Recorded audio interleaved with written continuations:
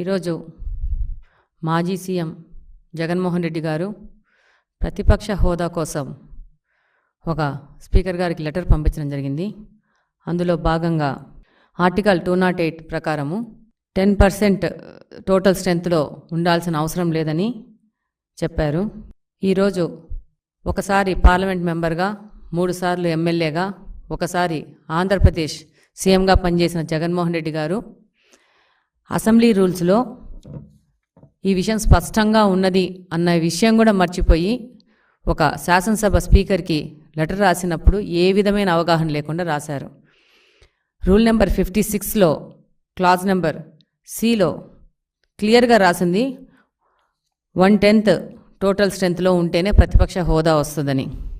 ఈరోజు జగన్మోహన్ రెడ్డి గారు తన యొక్క వైఫల్యాలకి రకరకాల కారణాలు చూపడం మొదలుపెట్టారు. ఈరోజు ప్రజలకు మొహం చూపించే లేక, ధైర్యం లేక మొన్నటి వరకు ఈవీఎంలు కారంగా ఓడిపోయానని, ఈరోజు ప్రతిపక్ష హోదా ఉంటేనే అసెంబ్లీకి వస్తాననే విధంగా ఆయన లెటర్ రాశారు. ఇదే సీఎం గారు ఈరోజు ఎక్స్-సీఎం గారు కడప పార్లమెంట్లో ఉన్న 7 స్థానాల్లో పులివెందుల కాన్స్టిట్యున్సీ నుంచి గెలిచారు. మేము కడప అసెంబ్లీ నుంచి గెలిచాం. మన ఇద్దరి పని ఏంటంటే ప్రజా సమస్యల కోసము పోరాడము, ప్రజా సమస్యలు తీర్చే విధంగా మనం పని చేయాలి. కానీ జగన్మోహన్ రెడ్డి గారు మాత్రము అధికారంలో వస్తేనే పని చేస్తాను, అధికారంలోకి వచ్చినాక దోచుకోవడానికి మాత్రమే నేను పని చేస్తాననే విధంగా ఉంది. ఈరోజు ముఖ్యంగా ఆయనకి చెప్పాల్సుకున్న విషయం ఏంటంటే, చరిత్ర ఆయన ఒకసారి గమనించుకోవాలా. ఒక పార్టీ నాయకుడుగా ఉన్నాడు, ప్రతి ఒక్క విషయం 1కి 2 సార్లు చెక్ చేసుకొని ఏది చేసినా ముందుకెళ్ళాల. 1994లో జనార్దన్ రెడ్డి గారి హయాంలో కాంగ్రెస్లో మొత్తం 294 సీట్లకు గాను 26 సీట్లు ఇస్తే ఆయనకు ప్రతిపక్ష హోదా ఇవ్వలేదు. అలాగనే ప్రమాణ స్వీకారంలో ఆయనను ఆల్ఫాబెటికల్ ఆర్డర్లోనే పిలిచారు. కానీ తెలుగుదేశం పార్టీ యొక్క గొప్పతనం ఏంటంటే, ఈసారి జగన్మోహన్ రెడ్డి గారికి 11 సీట్లు వస్తే ఆయనని మంత్రులైన వెంటనే ఆల్ఫాబెటికల్ ఆర్డర్ లేకుండా ముందుకు తీసుకుపోవడం జరిగింది. అలాగనే 14 నుంచి 19 వరకు పార్లమెంట్లో కాంగ్రెస్కి 44 సీట్లు, ఒకసారి 52 సీట్లు వస్తే మొత్తం 1/10 ప్రకారము 54 రావాల్సి ఉంటే కూడా ప్రతిపక్ష హోదా ఇవ్వలేదు. ఇది భారత రాజ్యాంగం ప్రకారం ఉన్న రూల్. ఈరోజు జగన్మోహన్ రెడ్డి గారి కోసం రాజ్యాంగాన్ని మార్చి రాస్తారనుకుంటున్నారు. ఆయన ఇన్ని రోజులు 5 సంవత్సరాలు రాజారెడ్డి రాజ్యాంగం ప్రకారము, ఆయన కొత్త రాజ్యాంగము, కొత్త చట్టాల ప్రకారము ఆంధ్రప్రదేశ్ని నాశనం చేశారు. ఇప్పుడు ప్రజల దగ్గరికి వెళ్ళి మొహం చూపించుకోలేక రూల్స్ అనేటివి మార్చి కొత్త రాజ్యాంగం రాస్తేనే నేను వస్తాను, అప్పుడే నేను పోరాడతాను ప్రజా సమస్యలకు అని చెప్పేసి ఈయన ప్రయత్నిస్తున్నారు. అసలు జగన్మోహన్ రెడ్డి గారు ఆ రోజు స్పీకర్ ఎన్నికలో సాంప్రదాయం ప్రకారం వచ్చి స్పీకర్ని ఆయన స్థానం దగ్గర తీసుకొచ్చి ఆయన్ను మర్యాదపూర్వకంగా వెళ్లాల్సిన సాంప్రదాయం అన్నది. కానీ ఆయన ఆ రోజు కూడా గైర్హాజరయ్యారు. అలాగనే స్పీకర్కు ధన్యవాదాలు చెప్పడానికి ఆయన పార్టీ నుంచి ఒక్కరు కూడా అసెంబ్లీలోకి రావడం లేదు. ఇది ప్రజలందరూ గమనిస్తున్నారు. అంటే వీళ్ళకి అధికారము, రాజకీయాలు అనేది సంపాదించుకోవడానికి, దోచుకోవడానికి, దాచుకోవడానికి తప్పితే ప్రజా సేవ కోసం వచ్చిన పార్టీ కాదు ఇదని ప్రజలు కూడా గమనిస్తున్నారు.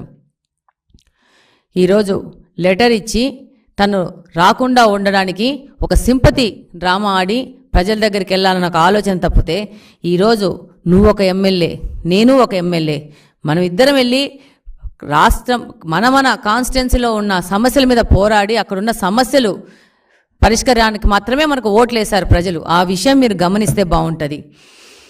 ఈరోజు మీరు అన్నీ మర్చిపోయినారు. ఆ రోజు 2019లో 23 సీట్లు వచ్చిన తెలుగుదేశం పార్టీలోంచి 6 మంది శాసనసభ్యులను పీకేస్తే ప్రతిపక్ష హోదా కోల్పోతుంది తెలుగుదేశం పార్టీ అనేసి ఆ రోజు అందరి మధ్యన రికార్డులో ఉంది మీరు మాట్లాడిన మాటలు. అలాగనే మీ యొక్క క్యాబినెట్లో పనిచేసిన పేర్ని నాని అనే వ్యక్తి ద్వారా 6 మందిని తెలుగుదేశంలో గెలిచిన ఎమ్మెల్యేలని గుంజాలని మీరు ప్రయత్నం చేసిన మాట వాస్తవం కాదా? ఆ రోజు తెలుగుదేశం పార్టీకి ప్రతిపక్ష హోదా లేకుండా వాళ్ళని చెయ్యాలని ఒక దుర్మార్గమైన ఆలోచన చేసిన మీరు ఈరోజు ప్రతిపక్ష హోదా మీద మీరు అసెంబ్లీకి రాకుండా ఉండడానికి నెట్టడం జరుగుతూ ఉంది. ఆ రోజు తెలుగుదేశం పార్టీ 4 సభ్యులు వెళ్ళినా కూడా 19 సభ్యులతో ప్రతి ఒక్క అసెంబ్లీ సెషన్కి వెళ్ళడం జరిగింది. ప్రజా సమస్యల మీద పోరాడడం జరిగింది. ఒకవేళ మీరు ఏ విధమైన అవమానాలు చేసినా దాన్ని భరిస్తూ ప్రజల పక్షాన్ని నిలబడడం జరిగింది తెలుగుదేశం పార్టీ. అలాగనే 14 నుంచి 19 వరకు మీరు ప్రతిపక్షంలో ఉన్నప్పుడు రాకపోతే మా యొక్క తెలుగుదేశం ఎమ్మెల్యే ప్రజా సమస్యల మీద పోరాడడం జరిగింది. మీకు బాగా తెలుసు, గౌతు శిరీష గారు ఆఫ్షోర్ ప్రాజెక్టుకు నిధులు ఇవ్వకపోతే నిరసన కూడా చేశారు. ఈ విధంగా మాకు మా నాయకుడు మీరు ప్రతిపక్షం లేకపోయినా కూడా పోరాడాల నుంచి 14 నుంచి 19 వరకు మాతోనే క్వశ్చన్స్ వేయించుకొని మాతోనే పరిష్కార మార్గంగా పోరాటాలు చేపించారు.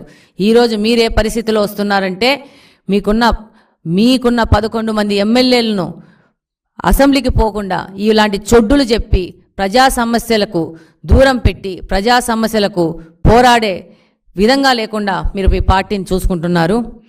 అలాగనే ఈరోజు మీకు వచ్చిన 11 సీట్లు అనేటివి ఈ 5 సంవత్సరాలు మీరు ప్రజలకు వ్యతిరేకంగా పరదాలు కట్టుకొని దురహంకారంతో చేసిన పాలనకు వాళ్ళు రెఫరెండం ఇచ్చారు. ఇది గమనించుకొని కనీసం ఇప్పటి నుంచైనా కానీ ప్రజలకు సేవ చేసే విధానంగా మీరు ముందుకొచ్చి అసెంబ్లీలో ప్రజలకు ఉన్న సమస్యల మీద గలమెత్తితే బాగుంటుంది. అంటే మీరు అసెంబ్లీలోకి రావడానికి ఓన్లీ ముఖ్యమంత్రి అయితేనే వస్తారా? ముఖ్యమంత్రి స్థానంలోనే ఉంటే వస్తారా? అంటే మీకు ఓట్లేసింది ముఖ్యమంత్రి స్థానంలోకి ఎక్కడానికే ప్రజలు అనుకుంటున్నారా? మనకు ఓట్లేసింది మన నియోజకవర్గంలో ప్రజలు మనకు సేవ చేయడానికి మాత్రమే ఓటేశారు. దాన్ని మీరు ఉపయోగించుకొని మేము విన్నవించుకుంటున్నాము, పులివెందుల్లో ఉన్న సమస్యల మీద మీరు గలమెత్తి అసెంబ్లీకి వచ్చి పోరాడితే బాగుంటుందని నేను చిన్న విన్నపం చేసుకుంటున్నాను. డెఫినెట్గా జగన్మోహన్ రెడ్డి గారు ఈ 5 సంవత్సరాలు చేసిన పరిపాలనలో ఆంధ్రప్రదేశ్లో ఎక్కడ తిరిగినా కూడా ఆయన మీద దాడులు జరుగుతాయి. ఒక పులివెందులైనా కాదు, ఏ ప్రాంతంలో పోయినా దాడులు జరుగుతాయన్న విషయం ఆయనకు తెలుసు. ఆ తర్వాత మరుసటి రోజు బెంగళూరుకు పోయినా కూడా అక్కడ కూడా వచ్చేసి దాడులు చేసినారని మనం మీడియా ద్వారా తెలుసుకోవడం జరిగింది. ఈరోజు ఆయన పాలనలో నష్టపోని వ్యక్తి అంటూ ఎవరూ లేరు ఆంధ్రప్రదేశ్లో. ఒక్క వైఎస్ఆర్సీపీకి సంబంధించిన నాయకులు వాళ్ళు తప్పితే రెస్ట్ ఆంధ్రప్రదేశ్ మొత్తం ఈ 5 సంవత్సరాలు ఎంత నష్టపోయిందో దాని రెఫరెండమే ఈ జగన్మోహన్ రెడ్డి గారికి ఇచ్చిన 11 సీట్లు.